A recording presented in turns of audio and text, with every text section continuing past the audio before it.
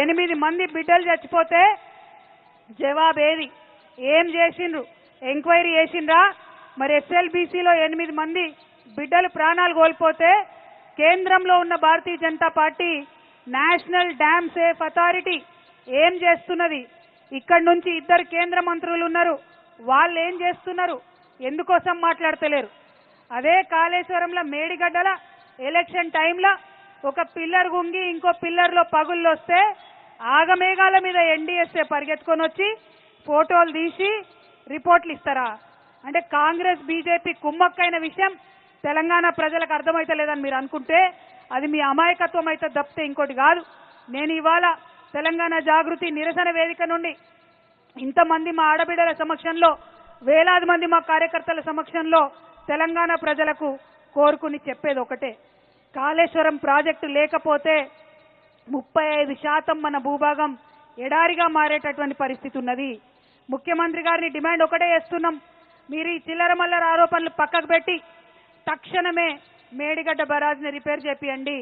సుందిల్లా, అన్నారం, మేడిగడ్డ 3 ఆ లింక్ అనేదైతే ఉంటుందో కాళేశ్వరంలో దాన్ని తక్షణమే వినియోగంలోకి తీసుకురండి. కేసీఆర్ గారు 4 సంవత్సరాలు ఆపకుండా 20 లక్షల ఎకరాలు ఏదైతే నీళ్లు ఇచ్చిండ్రో తక్షణమే నీళ్లనివ్వండి. కాళేశ్వరం గనక మొత్తం పూర్తయితే కాళేశ్వరం తన విశ్వరూపం ప్రదర్శిస్తే 44 లక్షల ఎకరాలకు తెలంగాణలో నీళ్లు వస్తాయి. ఆ పని చేయండి. ప్రజలు మీకు అవకాశం ఇచ్చిండ్రు. కాళేశ్వరంలో 99% పనులు అయిపోయినాయి. ఏనుగెళ్ళింది తోక ఎక్కింది అన్నట్టు కొన్ని చిన్న చిన్న పనులు మిగిలినాయి. అవి పూర్తి చేసి తెలంగాణ రైతాంగాన్ని ఆదుకోమని నేను ముఖ్యమంత్రి గారిని డిమాండ్ చేస్తా ఉన్నా. ఇక బీజేపీ నాయకులు ముఖ్యంగా ఈటెల రాజేంద్రన్న నేను డిమాండ్ చేస్తున్నా, కాళేశ్వరం ప్రాజెక్టు 1,15,000 కోట్లకు మీ కేంద్ర ప్రభుత్వమే, మీ సెంట్రల్ వాటర్ కమిషనే అన్ని రకాల అనుమతులు ఇచ్చింది, పర్యావరణ అనుమతులు ఇచ్చింది, బడ్జెట్ క్లియరెన్సెస్ ఇచ్చింది. దానికి నేషనల్ ప్రాజెక్టు స్టేటస్ తీసుకురావాల్సినటువంటి బాధ్యత బీజేపీ నాయకులకు ఉన్నది.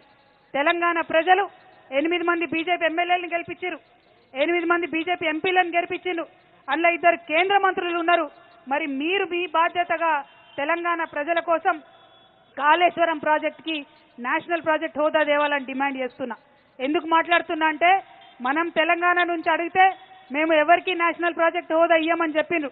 కానీ ఎన్నికలు రాగానే కర్ణాటకలో మాత్రం అప్పర్ భద్రకు నేషనల్ ప్రాజెక్ట్ హోదా ఇచ్చిండ్రు. ఎన్నికలు రాగానే ఉత్తరప్రదేశ్లో కేన్ బేత్వా అనే ప్రాజెక్ట్కి హోదా ఇచ్చిండ్రు.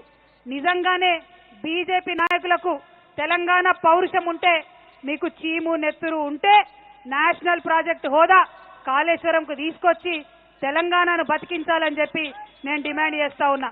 ఇవాళ చంద్రబాబు నాయుడు గారు మన గోదావరిని దోపిడీ చేసుకొని దొంగదారిన తరలించకపోవడానికి ప్రయత్నం చేస్తుంటే బీజేపీ నాయకులు మాట్లాడకపోతే తెలంగాణ ప్రజలు మిమ్మల్ని ఎన్నటికి కూడా క్షమించరు. ఈ విషయాన్ని కూడా మీరు గమనంలోకి పెట్టుకోవాలి.